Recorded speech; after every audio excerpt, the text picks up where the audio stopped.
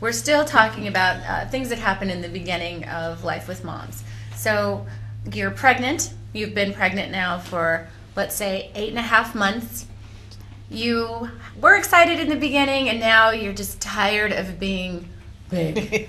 You're just tired of it. I'm tired of being pregnant. I'm done. I'm over like the excitement of it. Just get this kid out of me already. We've all been there. I've been there 3 times. I've really been there. Yeah, you've totally been there. You've been there. You might be there right now. And the doctor says on your, let's say, almost 9-month visit, look, you're due in a couple of weeks. Let's go ahead and set your date to have your baby to this day. And you think, wow, I can have my baby on a certain date? That's exciting. That way my mom can be here from out of town, and it sounds really good. But what we're going to talk about today is why you may not want to go that route. So let's talk about the seduction of induction. Why do we call it the seduction? As women get closer and closer to their due date, or that due date has in fact come and gone, we're very easily seduced. You know, you might feel big as a house. You haven't seen your feet for a couple of months. If you caught a glimpse of them, they kind of look like Fred Flintstone.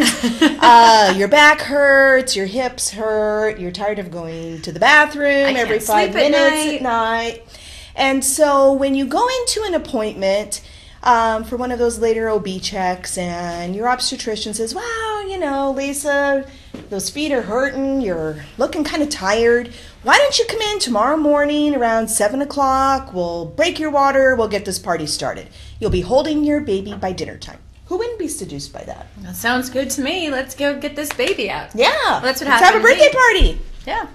I walked into the hospital. I was afraid because I was bleeding. And no one had told me because I didn't take a childbirth education class. I did. I took it from the doctor. But I didn't remember any part where they said that it was totally normal to have some spotting before your labor starts. So when I went to the hospital, they said, oh, well, you know, you're going to have this baby today.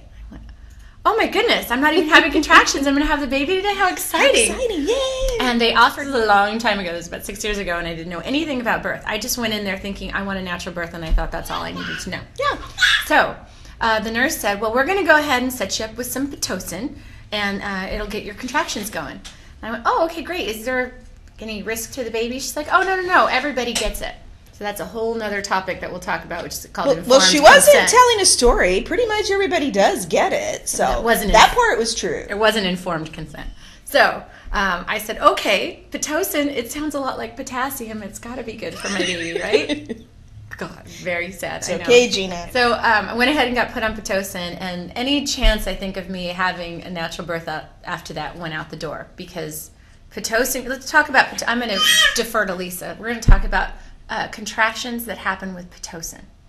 Well, first of all, Pitocin is an oxytocic. It is similar to oxytocin, which is what you would make yourself to have contractions.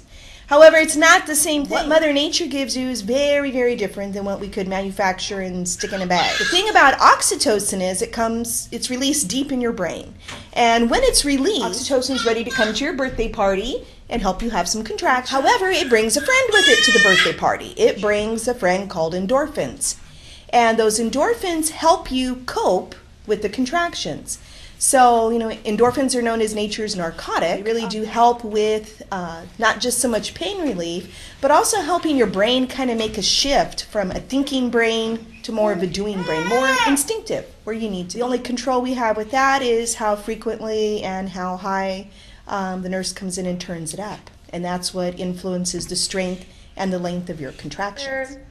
Things that they can induce you with besides Pitocin? Oh, definitely. There's other chemical agents that can be used. Cervidil is frequently used. Another product called Cytotec is unfortunately frequently used. But I think for women, it can be very seductive. The idea of not having to be in this spot anymore, not having, like you said, to feel big anymore, or to feel like all these, this whole other person is taking over your life, and they will never stop being in control of your life. It'll feel like anyway. But at that point, you feel desperate. You want to just get out of that situation. You don't want to be here anymore. So when somebody offers you the opportunity to finally be done being pregnant, that sounds like they're doing you a favor.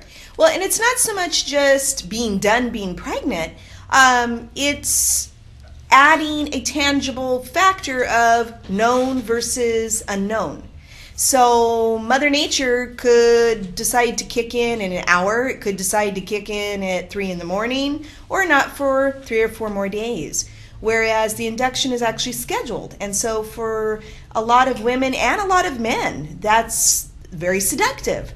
You know, instead of just wait, when's it going to happen? When's it going to happen? It's like, oh, right, it's going to happen tomorrow morning. And we're happy with that. Well, okay, so I know a lot of moms are thinking, well, what's the big deal with Pitocin? Well, can we talk about some of the dangers that are involved with being induced? Because I don't know that enough women are given that informed consent. And that's what I was talking about when I was offered the opportunity to be given Pitocin at the hospital. I asked about it, but I wasn't told what the dangers were. I wasn't told what the risks versus the benefits were.